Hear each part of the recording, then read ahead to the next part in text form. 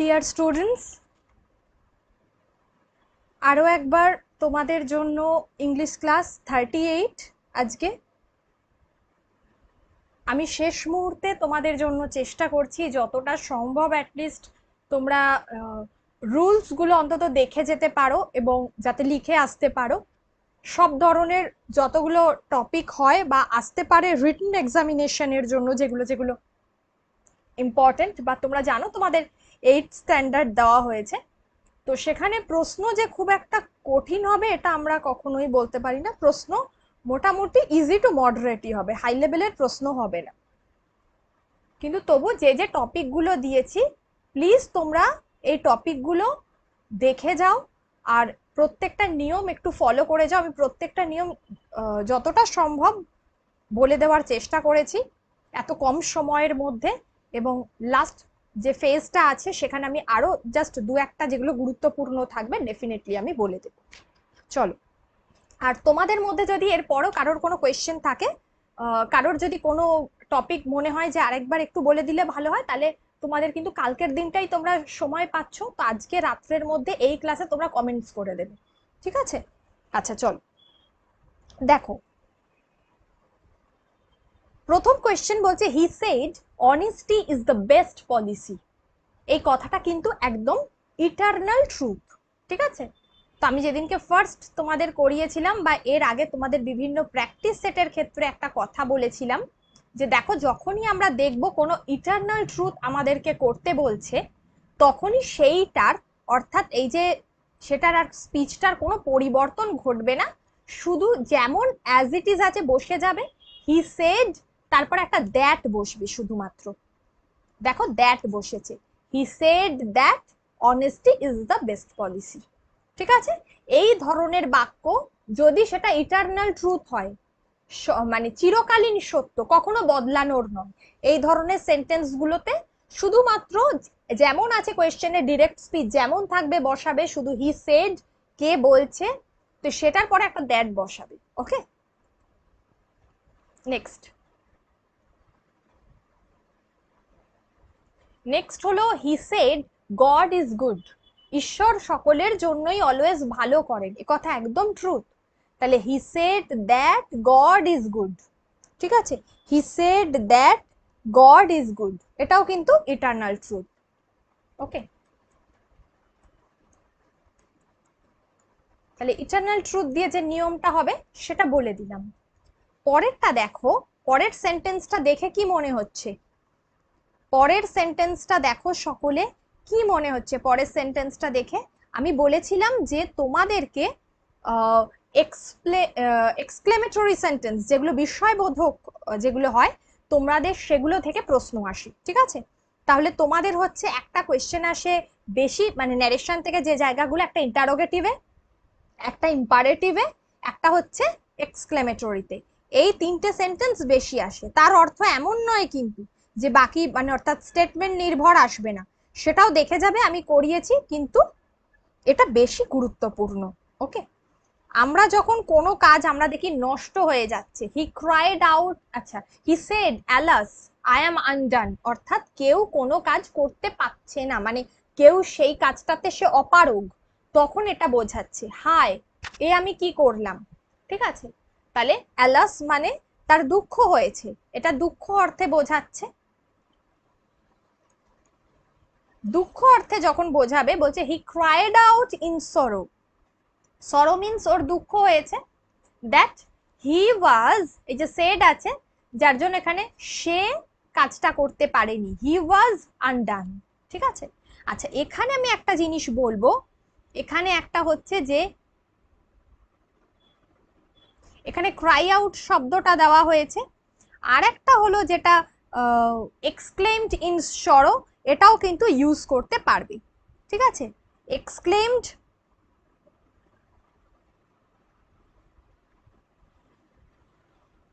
Exclaimed in সরো এটাও কিন্তু তোমরা ইউজ করতে পারবে, অর উইথ সরো এটাও তোমরা ইউজ করতে পারবে, আবার ক্রাইড আউট এটাও তোমরা ইউজ করতে পারবে, ঠিক আছে? ক্রাইড আউট মিন্স কেঁদে বলা। ওকে, দুঃখ হলে মূলত আমরা এই শব্দটা বলি। এক্সক্লেমড উইথ সরো এটাও আমরা কিন্তু ইউজ করতে পারবো যে এটা আমাদের দুঃখ হয়েছে। এই সেন্সেও আমরা ইউজ করতে পারবো। আবার সাধারণত এই ধরনের যেটা আমি বললাম যে বিস্ময়বোধক বাক্য, এখানে সেন্টেন্স গুলো করতে গেলে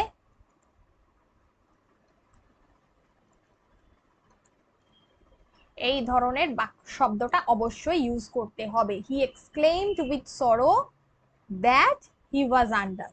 ঠিক আছে, এই ধরনের শব্দগুলো কিন্তু আমরা ইউজ করতে পারি। এই ধরনের শব্দগুলো কিন্তু আমরা ইউজ করতে পারি। ওকে, তাহলে এক্সক্লেমড এই শব্দটা ইউজ করব। আবার ক্রাইড আউট এই শব্দটাও কিন্তু তোমরা ইউজ করতে পারবে। ঠিক আছে, ক্রাইড আউট মানে সে কেঁদে প্রকাশ করছে আর কি। ঠিক আছে, এখানে কাঁদা মিন্স এখানে কাঁদা নয়, এখানে বিষয়টা হলো সে তার যে দুঃখ প্রকাশ করছে সেটাই এখানে বোঝা যাচ্ছে। ঠিক আছে, এখানে যে সে দুঃখ প্রকাশ করছে সেটাই কিন্তু এখানে বোঝা যাচ্ছে। আচ্ছা চলো নেক্সট দেখো, he said what a full I am, মানে আমি কি বোকা সে বলছে। তার মানে এই ব্যাপারটাতে ওর খুব মানে এক প্রকার মজাই পেয়েছে, গ্রিফ আনন্দ হয়েছে। He exclaimed with grief.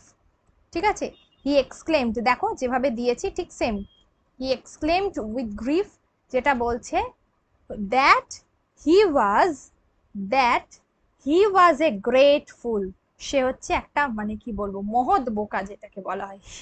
মহৎ তো হয় না, মানে মস্ত, এখানে মস্ত শব্দটাতে ইউজ করা হয়েছে। ঠিক আছে, এখানে মস্ত শব্দটাতে কিন্তু ইউজ করা হয়েছে। আচ্ছা, তাহলে এখানে কি হলো বিষয়টা, যে he exclaimed with grief that he was a great fool. Okay, আচ্ছা চলো নেক্সট হলো, আচ্ছা এখানে নেক্সট কোয়েশ্চেন যেটা বলেছে, তোমাদেরকে বলেছে পাস্ট টেন্স রিউইন্ড। এই যে রিউইন্ড যে শব্দটা রয়েছে এটার পাস্ট টেন্স তোমাদেরকে করতে হবে। ঠিক আছে, এটার পাস্ট টেন্স তোমাদেরকে করতে হবে। তাহলে যদি আমরা রিউইন্ড শব্দটার পাস্ট টেন্স করি তাহলে কি হবে, অর্থাৎ আমরা কোনো কিছুকে এই যে গুটিয়ে নেওয়া বোঝাই না, গুটিয়ে নেওয়া অর্থে এই শব্দটা। আচ্ছা, এটার past tense of rewind is, ঠিক এইভাবে লিখবে। ঠিক আছে, যে একদম অবশ্যই লিখবে এইভাবে। ঠিক আছে, রিউন্ড, আর ই ডাব্লিউ ও ইউএনডি, আর ই ডাব্লিউ ও ইউএনডি। আমি ক্যাপিটালের সমস্তগুলো কেন লিখলাম, সমস্তগুলো ক্যাপিটালে এই কারণে লিখেছি যাতে তোমরা বুঝতে পারো, কিন্তু তোমরা আবার ক্যাপিটালে লিখে এসো না, রিউন্ড লিখো। ঠিক আছে, যাতে তোমরা শব্দটা বুঝতে পারো এই কারণে কিন্তু আমি ক্যাপিটালে সবগুলো লিখেছি। ওকে, আচ্ছা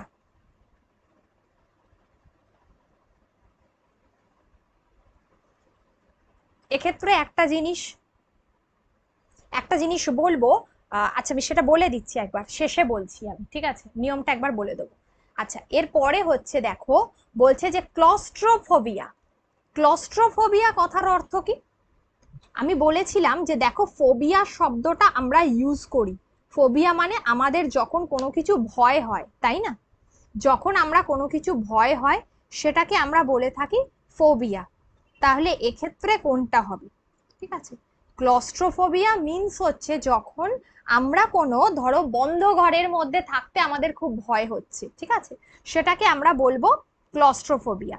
সেখান থেকে আমাদের যে ভীতিটা, তাহলে ফিয়ার অফ কনফাইন্ড স্পেসেস, তাহলে এর উত্তরটা হবে ফিয়ার অফ কনফাইন্ড, কোনো আবদ্ধ জায়গায় থাকা। ঠিক আছে, confined spaces, fear of confined spaces. Okay, এটা হলো ক্লস্ট্রোফোবিয়া। পরেরটা দেখো, এটা আমি তোমাদেরকে করাচ্ছিলাম যে এর আগের ক্লাসে, যে দেখো কনভার্ট করতে হবে, কি করতে হবে, এটাকে একটা ইন্টারোগেটিভ, এটা একটা স্টেটমেন্টে রয়েছে, এটাকে আমাকে ইন্টারোগেটিভ সেন্টেন্সে নিয়ে যেতে হবে, অর্থাৎ প্রশ্নবোধক বাক্যতে। যখনই আমাদেরকে এই কথা বলবে তখন আমরা কি করব, আমি আগেই বলেছিলাম ভার্বটাকে অলওয়েজ আগে নিয়ে আসতে হবে। I will meet you tomorrow, তাহলে আমি তোমার সঙ্গে আগামীকাল দেখা করব, তাহলে তুমি প্রশ্নটা কিভাবে করবে, তাহলে কখন তুমি আমার সঙ্গে দেখা করবে এই কথাই তো বলবে। তাহলে এর উত্তরটা কি হবে, ওয়েন, কখন মিন্স হচ্ছে ওয়েন, when দেখো এই যে will আছে, তাহলে willটা আগে বসে যাবে। when will you when will you meet me, তাহলে কখন তুমি আমার সঙ্গে দেখা করবে, হলো when will you meet me। আমি জাস্ট লিখে লিখে দেখাচ্ছি সবসময় প্রিন্টে কিভাবে করতে হবে, জায়গাগুলো যে স্পেস থাকবে। আর অলওয়েজ যে যে প্রশ্নগুলো সম্ভব হবে, যে ধরো প্রশ্ন তুলে দিয়েছে, যেটা আমরা আগে পড়লাম যে রিউইন্ডের ক্ষেত্রে the past form of rewind, তাহলে ঠিক ওরকম ভাবেই ধরে ধরে লিখবে the past form of rewind is, তারপরে শব্দটা লিখবে, ঠিক আছে? শুধুমাত্র এই রিউইন্ড বলে লিখে দিয়ে চলে এসো না, ফুল মার্কস পেতে গেলে এগুলো করতে হবে, ওকে, যাতে কাটার কোনো জায়গাই না থাকে ওরা, ঠিক আছে? I will meet you tomorrow, তাহলে আগে বাংলাটা করে নেবে যে আমি তোমার সঙ্গে কালকে দেখা করতে যাব, তাহলে তুমি প্রশ্ন করবে যে কখন তুমি আমার সঙ্গে দেখা করছো, তাহলে ওয়েন কখন, when will you meet me, কখন তুমি আমার সঙ্গে দেখা করছো, ঠিক আছে? পরেরটা দেখো, the expression to feel under the weather, এই যে ফিল আন্ডার দ্য ওয়েদার এই যে শব্দটা, এটা একটা ইডিয়ামস, তাই তো? অর্থাৎ কি, তোমার কোনো জায়গায় থাকতে তুমি কমফোর্টেবল ফিল করছো না, তোমার আরামদায়ক লাগছে না সেই জায়গাটায় থাকতে, তাহলে সেটা হচ্ছে তোমার ফিল আনকমফোর্টেবল, সেটাই ইডিয়ামসটার মিনিং। এটা একটা ইডিয়ামস যার মিনিং হচ্ছে ফিল আনওয়েল, ঠিক আছে? তোমার থাকতে ভালো লাগছে না, the expression to feel under the weather, এই আন্ডার দ্য ওয়েদার এই শব্দটা হচ্ছে ইডিয়ামসটা। ফিল আনওয়েল, এটাকে বোল্ড করা থাকবে পরীক্ষার খাতায়, ফিল আনওয়েল, ওকে? আচ্ছা, অ্যানথোলজিস্ট, নেক্সট তোমাদের যে পার্টটা সেটা বলছে যে অ্যানথোলজিস্ট। আচ্ছা, অ্যানথোলজিস্টের কাজ কি? অ্যানথোলজিস্ট কি করে থাকে তোমরা কি জানো? অ্যানথোলজিস্ট কি করে? মূলত অ্যানথোলজি হচ্ছে যে collection of selected literary pieces or passage or work, ঠিক আছে? তাহলে অ্যানথোলজিস্ট হচ্ছে কালেকশন, মানে এটা হচ্ছে অ্যানথোলজি এই শব্দটা। অ্যানথোলজি শব্দের অর্থ হলো কালেকশন অফ লিটারেরি পিসেস, ঠিক আছে? আচ্ছা, এখানে সিলেক্টেড করো, তুমি তোমার কোনো কিছু পছন্দ যেগুলো তুমি জমিয়ে রাখতে ভালোবাসো, literary pieces or passages or work or art of music, ঠিক আছে? আর্ট অফ মিউজিক, তাই এটাকে আমরা বলে থাকি, মানে আমাদের কোনো কিছু জমানো সংকলন করা, সেটাকে আমরা বলে থাকি অ্যানথোলজি। কিন্তু অ্যানথোলজিস্ট কি করে? অ্যানথোলজিস্ট হচ্ছে যে ওই তোমার কি বলে অ্যাকচুয়ালি সাহিত্য কবিতা এগুলোকে যে সংগ্রহ করে রাখে, ঠিক আছে?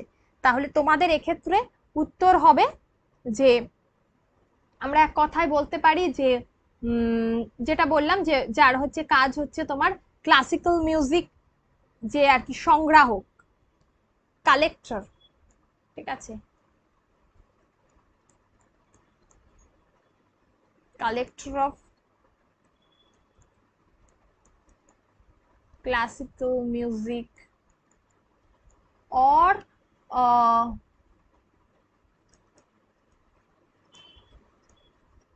literary thing, okay? এইগুলোর কালেক্টর যারা যারা কালেকশন করে থাকে তাদেরকে আমরা অ্যানথোলজিস্ট বলবো। আচ্ছা, নেক্সট হচ্ছে একটা ভয়েস চেঞ্জ, নেক্সট হচ্ছে একটা ভয়েস চেঞ্জ, যেটা হলো যে people must abide by laws, ঠিক আছে? যদি এটাকে আমাকে ভয়েস চেঞ্জ করতে দেয় তাহলে আমি কি করব? People must abide by lodge.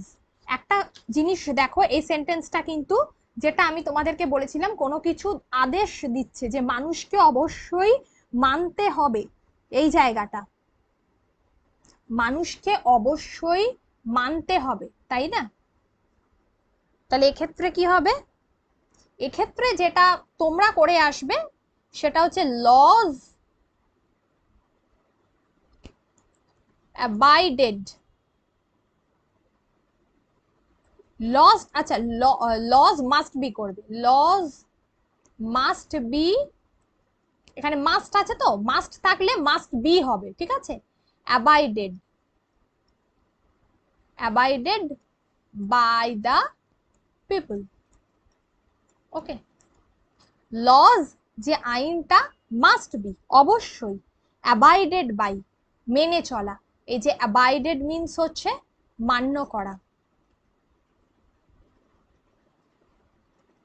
অ্যাবাইডেড by the people, ঠিক আছে, মেনে চলা। এটাকে আমরা ভয়েস চেঞ্জ করব, এটা তোমরা জানো, জাস্ট একবার তবু বলে দিলাম। আর এটা আমি গতকাল বলে দিয়েছি, মানে সরি গতকাল না, একটু আগে বলে দিয়েছিলাম। তো এখানে একটা কিন্তু এই যে এটা প্রথমটাই না দা হবে, ঠিক আছে, এখানে বলেই দেওয়া আছে এটা, আর লাস্টেরটাও টু দা হবে। ওকে, লাস্টেরটাও টু দা হবে। আচ্ছা, এক্ষেত্রে এবার আমি যেটা বলবো সেটা হচ্ছে যে তোমাদেরকে বলছিলাম যে দেখো, যেটা হচ্ছে ন্যারেশন চেঞ্জের ক্ষেত্রে, যখন আমরা ন্যারেশন চেঞ্জ করব,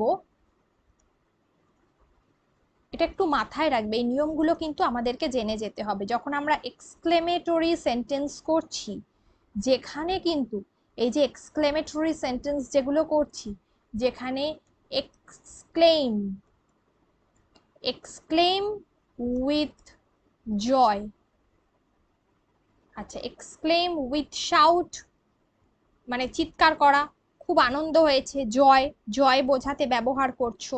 আচ্ছা, এক্ষেত্রে আর একটা হবে, ধরো খুব যদি আনন্দ হয়, উইথ ডিলাইট, এই শব্দগুলো ইউজ করবে, ঠিক আছে?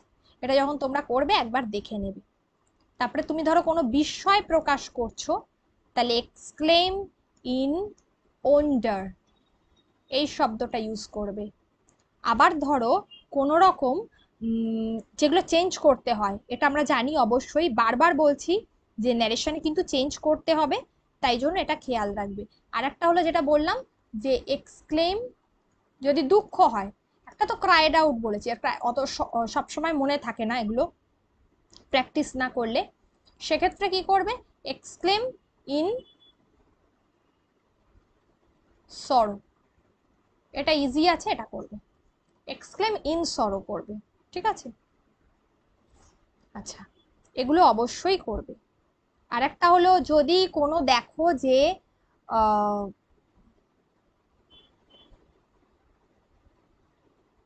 যদি ধরো হোয়াট বা হাউ এই জাতীয় থাকে কোনো কিছু, তাহলে সেক্ষেত্রে কিন্তু তোমার কি বলে নাউনের আগে গ্রেট শব্দ বসবে এবং অ্যাডজেক্টিভের আগে ভেরি শব্দটা বসবে, ঠিক আছে?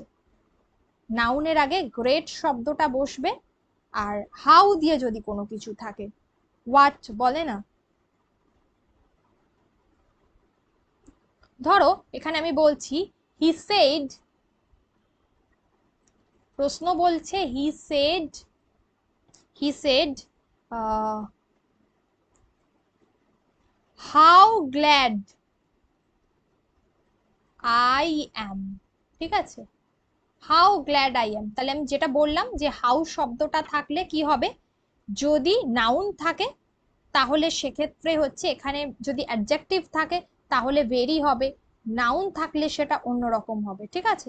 নাউন থাকলে অবশ্যই সেখানে গ্রেট হবে, আর যদি অ্যাডজেক্টিভ থাকে গ্ল্যাড মিন্স ও তো তোমার কি বলে গর্বিত ছিল খুবই, তো সেই কারণে এখানে বলা হচ্ছে তার আগে ভেরি হবে। তাহলে উত্তরে হবে he said that he was very glad, তাহলে হি সেড দ্যাট, এখানে আনসারটা করবে যে হি said that he was very glad। এই যে এখানে দেখো এই যে গ্ল্যাড আছে শব্দটা, ওই জন্য গ্ল্যাডের আগে কি বসেছে, ভেরি শব্দটা বসেছে, ঠিক আছে? অ্যাডজেক্টিভ হলে ভেরি বসবে, আর নাউন থাকলে ওন্ডার শব্দটা বসতে পারে, ঠিক আছে? যদি নাউন থাকে সেক্ষেত্রে তোমার করবে, সেক্ষেত্রে হ্যাঁ গ্রেট বসাবে, নাউন থাকলে গ্রেট হবে, ঠিক আছে, এখানে বলেই দিচ্ছি।